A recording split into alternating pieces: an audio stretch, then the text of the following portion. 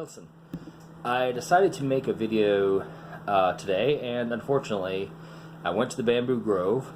The bamboo was not supple enough really to cut on. It was still pretty dry. Had some okay video there, at least of the area, and then I tried to edit it, and all my videos and pictures for the past 2 weeks randomly got deleted. I've tried some recovery programs and have gotten back some of the pictures, but all the videos seem to have vanished. So I'm guessing that's just somebody's way of telling me not to publish that video at all. Fair enough. I'll go back later though and try to get some bamboo out of there with a saw, and then be able to soak it and just do some test cutting not in the area. I'll probably film some more at the area maybe tomorrow or the next day just to show everybody what it looks like down there. But as far as the cutting, it did not go nearly as well as planned, and the video does not exist now. But I did want to show at least the swords I was planning to use in the video. There were 3 long swords of mine in my collection I was going to use, so let me show you what they were. The first is this one, which is a pretty long blade on that. It's a Deltan, I believe the number is a 2160, I think. I'll put a link, try to at least in the description, and I'll probably put some pictures of the original within the video. As you can see, the guard itself has firework on it. You can see here where there used to be a ring and a ring. One went this way and the other went down from here to this ring and back up here. And then on the other side you can see there's also a ring here. The big ring that had the firework on it would have been held on the outside, because as it sat in a scabbard this way, that would be away from your body. Rings and nagels on messers and such usually were away from the body so it didn't rub on yourself. This is the same reason the saber guard is bigger on the side where your knuckles are than your thumb, partly because you don't use much coverage where your thumb is, but also because it helps wear against the body easy and doesn't rub. You know, if you have to wear a sword all day, you don't want it to be uncomfortable. The smaller rings that were undecorated that would have been on the inside connect this way and this way, and it kind of puzzled me when I first got it, because usually this kind of finger ring here is to protect if you're fingering the guard like that. This flattened part's the ricasso, but when you have your finger up here, it gives you better point control on a sword, better control of the point and such. And the thing is, this is a rather hefty cutting longsword. It's not really designed. If you can see, the blade is fairly thick at the base, and towards the tip it gets, I don't know how well we'll be able to see this, but it gets rather thin towards the tip. And obviously it's fairly wide. It's not a very acute point, and that makes it designed more for cutting. Cutting swords, you generally, well, you don't. It's not that you never get finger rings like this, but generally finger rings like this are done on swords that are geared either as cut thrust swords or entirely thrust swords, so that you get better point control. Well, this sword wouldn't need it, so I was skeptical to believe that these were necessarily for the purpose of fingering. Plus, the blade is kind of wide, and at least for my hand, it's kind of uncomfortable to hold. But it also puzzled me, because when you finger, this part of your finger will be exposed to a cut, even if you have a ring down here protecting the hand. This part of the finger would still be exposed when the blade comes this way. It wouldn't be where the smaller rings were, where it had the ring going this way and then one coming this way. But that would be on the opposite side from where your finger would go.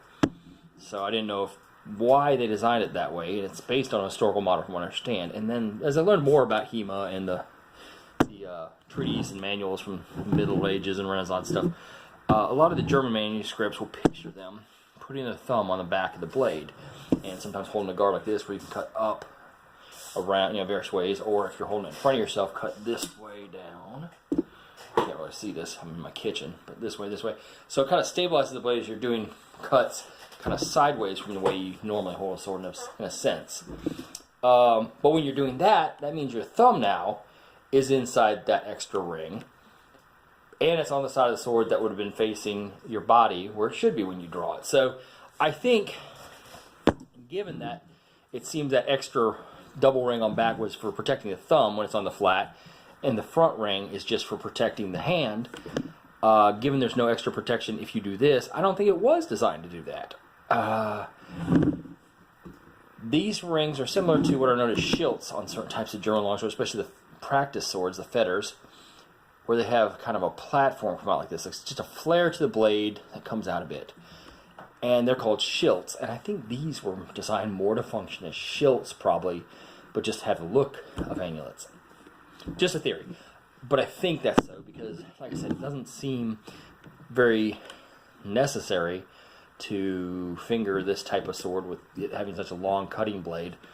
You're not going to be using the point as much, and your finger will be partially unprotected, whereas you would have an extra ring on the inside that essentially did nothing. So, okay, so moving on to the second sword I was going to use. This one is the Windlass Steelcrafts Bosworth Longsword. And you probably recognize that. See the stitch work on back. I often use super glue on the stitches when I get a sword to help that from ever wearing out and unraveling. The sword on this one, I don't know, I won't be able to tell. I'll try to get some footage of the blade more in the light. I don't have good lighting right now. But it has kind of a marbled pattern. It's not just totally black like it appears on film. But the blade on a sword like this is obviously much less wide and tapers to quite a point. And that is for using in half sword. We actually have your hand kind of pinching the blade. You don't necessarily want to be on the edge. This sword is sharp enough to cut things, but it's also a very steep bevel. So instead of being like this, which is how the last sword was, this one's more like this. So it can be sharp, but it's a very steep angle like that, and it's easier not to cut yourself on. But it can cut. It's just not a great cutter compared to some, and it obviously is meant to get in between small gaps in mail or other types of armor. This one does have an interesting personality because, I should say personality flaw, because if you look at that, you can see the pommel, the edge of the pommel is kind of like this compared to the blade rather than being like this. And that is just because the pommel apparently shifted when they're peening it. And you can see that it's kind of a rough peen. If you feel it, it is pretty rough around the edges especially. Probably should do some file work on that. But moving my hand this way with a full hand, I don't really notice it so much, so I don't know. It is a lighter sword. I forgot to show the balance of the last one. I should probably do that. But balances out here probably about like, what's that, maybe 3 inches or so. And it's pretty light and quick. I can handle it one-handed. Some people might have a little difficulty with it, but it's got quite a long grip on there for doing one-handed techniques with. So really is best to use two-handed. And that is that one. I do have one complaint on the sword, which is probably not all of this sword has this problem, but you hear that. That is, well, when I hit this way, not so much, but it's the tang rattling in the handle. The handle, nothing's loose on it, not the guard, not the pommel, not even the handle, but apparently where they carved out the wood for the handle and the tang to go through, these are mass produced, so they're all going to match up, and it has a bit of space in there so it can rattle. So I think what I'm going to do is, since there's a small gap, actually not much compared to a lot of production swords, it's pretty small, but a small gap here between the guard and the blade, and I'm going to probably make some special epoxy mixture and get maybe a syringe and squirt it down in there to try to cement that a bit so it doesn't move. And that's what I'll do with that. Honestly, a lot of people don't like Winless, and I understand. They've been hit or miss over the years. I have some swords by them that I really love and some that are absolute shame that they're not better. But if you get a Winless, and a lot of people say, oh, they got threaded pommels and things like this, they do.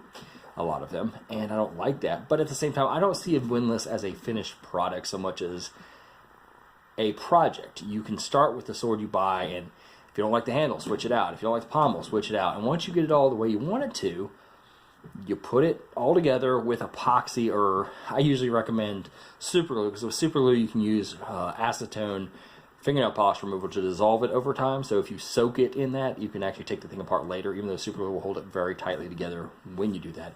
And that way you don't tend to get the loosening effects. I mean, if you really want to make it permanent, slather epoxy on the inside of it, inside the handle, everything, put it all together, and they never move again. I generally find that their blades are better the shorter you get. They've had issues over the years with longer blades sometimes being too whippy or too heavy, and this, that, or other. But hopefully they will be more consistent. And I don't know why they didn't just make all the rest of their line like the Battle Cry line with the wider tangs and stuff, because they advertise them as, more for use than their other ones. And I thought that's kind of silly as a sword company to say some are more geared towards heavy use and others aren't. But nonetheless, if the Battlecry line holds, I think it'll do pretty well for a lot of people. I don't know a lot of people who have gotten them yet. From what I hear online, I don't know anybody who really collects around where I live. But a lot of people like the cold steel Italian longsword, which is this is very similar to. I've held one of those a long time ago, but I don't remember how it felt exactly. But a lot of people say for an entry-level sword, that's pretty good. But they also, I've heard, have had a lot of problems with those swords with loose guards. The Winless Battlecry, I haven't heard any of that problem with. So I think they're kind of on par in terms of blade quality, probably, from what I hear. But I don't know. Anyway, it's a decent sword. It's under $300 now, I think, still. And it's done me pretty good. The one in the video that John Clements used when they first came out with the line, I had seen him at their clearance sale, what, about a year ago? No, I guess it was not last May, but the May before. And he told me that the one he was using to demonstrate that day was the same one they gave him a year ago, and it's holding up. And he made a good point with it. And I kind of agree with him that it's not a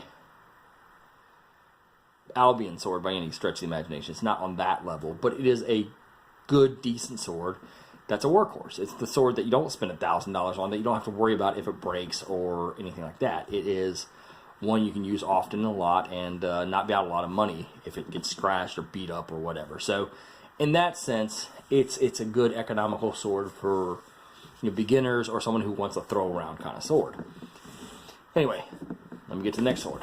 Show a close-up of that finish, because like I said, it's not actually a totally black finish. It's kind of a marbled effect on the blade and even on the guard. Oh, let's see, guard. There we go.